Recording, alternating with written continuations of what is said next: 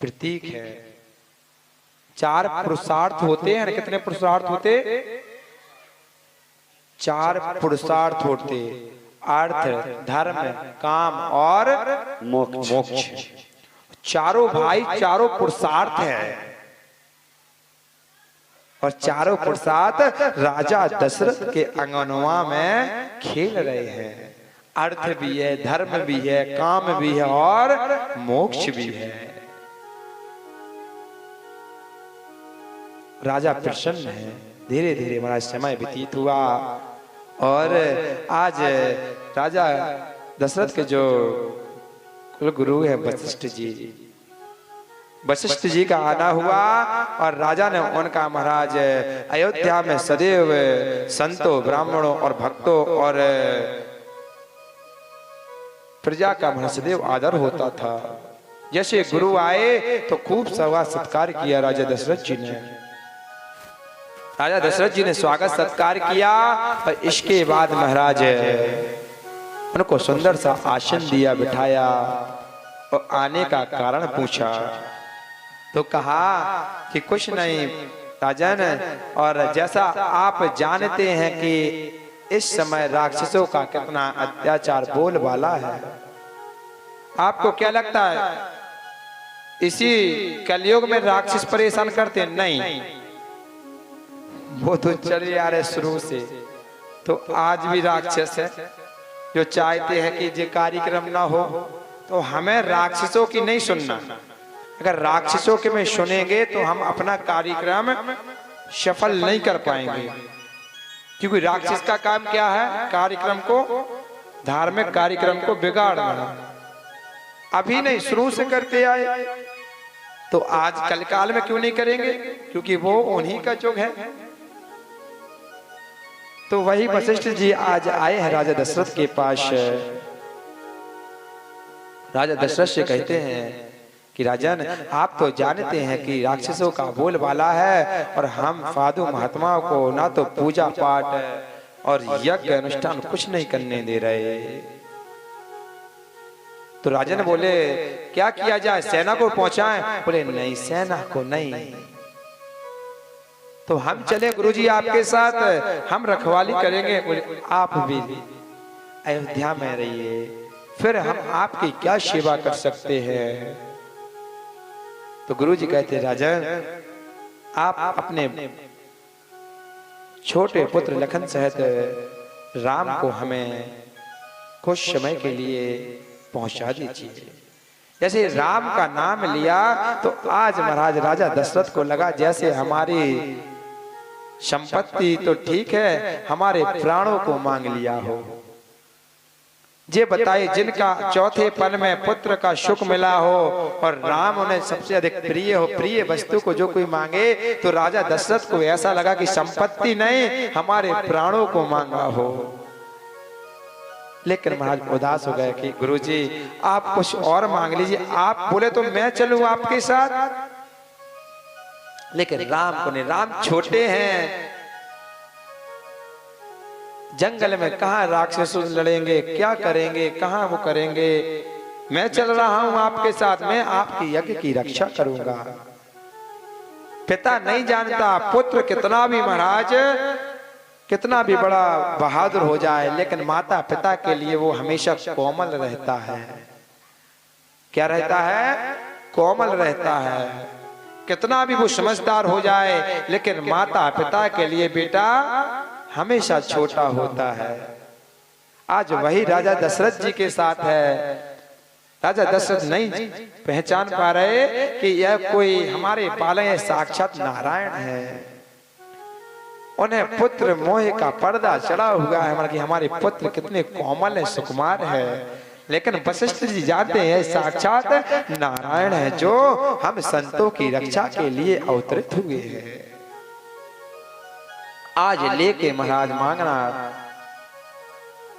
आज जैसे कुछ नहीं बोले, राजन से कहा आराम से जाके कि राजन हम ऐसे ही लेके नहीं जाएंगे, 2 लोगों को लेके जा रहे हैं, इनका महाराज हम आपके 4 का 8 करके लाएंगे। तो आज खुशी बता दी और पिता को प्रसन्नता होती है जब बेटे की विवाह की बात हो। कान में कहा कि आप परेशान नहीं, हम विवाह के लिए लेके विवाह का अच्छा करवा के भेजेंगे। आज राजा दशरथ जी की चिंता को कम कर दिया, जहाँ विवाह की बात की, आपके बहू को भी लेके आएंगे, आप भेजिए ना, भेज दिए महाराज। तो आज लेके गए कुटिया में। आज राम और लक्ष्मण यज्ञ के रक्षा करने के लिए साधु महात्मा यज्ञ कर रहे हैं। दोनों भाई महाराज उस यज्ञ की रक्षा करते हैं। अनेकों राक्षस उनका उद्धार किया। एक बाण में ताड़का राक्षसी को महाराज भगवान ने मारा और राक्षसों का उद्धार करते हुए आगे बढ़ते हुए अहिल्या के भी उद्धार किया। मार्ग में जल्दी जल्दी सुनाते जा रहे हैं क्योंकि हमें फिर पहुंचना है। और उधर महाराज राजा जनक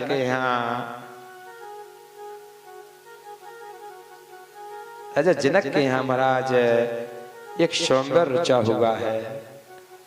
उस स्वयंवर में महाराज अनेकों शूरवीर राजा पधारे हैं और गुरु वशिष्ठ जी को भी आमंत्रण दिया है। तो गुरु वशिष्ठ जी उस स्वयंवर में राम और लखन लाल जी को लेके भी पहुंचे। उस स्वयंवर में पहुंचे महाराज, जैसे रुकने की गुरु की व्यवस्था की और जैसे ही महाराज दोनों कुमारों को देखा तो आज सभी वहां के जनकपुर के नर नारी महाराज धन्य है आप लोग। जनकपुर आपके नजदीक है ना? कितना दूर है यहाँ से जनकपुर?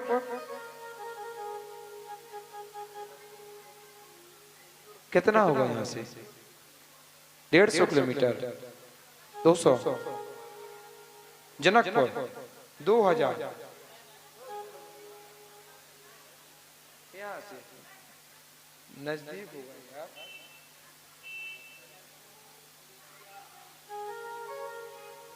अयोध्या नहीं बोल रहे, अयोध्या कहाँ है?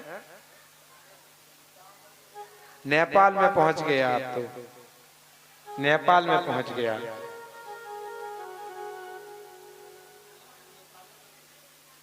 तो महाराज आज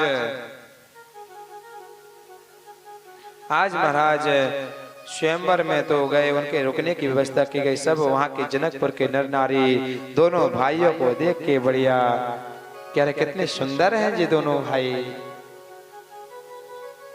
कुछ नहीं महाराज, गुरु जी की सेवा में लखनलाल जी कहते हैं चलो भैया बाहर देख ले, जनकपुर के भी देखें क्या कैसा है।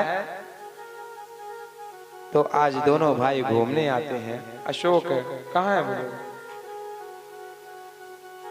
दोनों भाई महाराज घूमने जाते हैं। घूमते हैं महाराज, सब जनकपुर के नर नारी देख रहे हैं महाराज। कहा कि जो बड़े हैं ना, अगर इनका विवाह हमारी श्री जानकी जी से हो जाए ना तो इनसे सुंदर कोई और पर नहीं है। बड़े ही सुकुमार हैं। जैसे ही कहा महाराज, तो आज घूम घाम के आए और गुरुजी को महाराज सेवा करते करते गुरुजी पहले गुरुजी सोए, फिर रघुनाथ जी की सेवा लक्ष्मण जी करते करते फिर महाराज रघुनाथ जी सोए, फिर बाद में लखन लाल जी सोए रात्रि को। लेकिन आज प्रातः कालीन सबसे पहले कौन उठता है? लखन लाल जी उठते हैं, फिर रघुनाथ जी उठते हैं और फिर गुरु जी उठते हैं। सबसे बाद में लखन जी सोते हैं, लेकिन भैया के और गुरु के पहले उठ जाते हैं। अशोक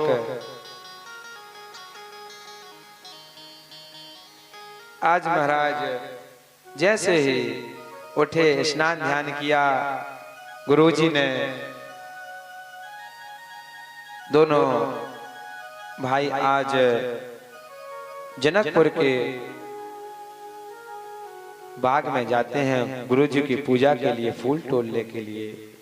पुष्प वाटिका गए, पुष्प वाटिका से पुष्प लाए और पुष्प लाए महाराज, और गुरु जी बढ़िया पूजन कर रहे हैं। पूजन करने के बाद जैसे पूजन करने के बाद महाराज जैसे पुष्प तोड़ने गए थे तो वहां के नर नारियों ने देखा तो वह महाराज सोच रहे कितने सुंदर हैं, कितने सुंदर है। और रघुनाथ जी कहते हैं कि भैया नीचे से ऊपर नहीं देखना। तो वहां की नारियां वह कहने लगे भैया जानते हो जो कौन है?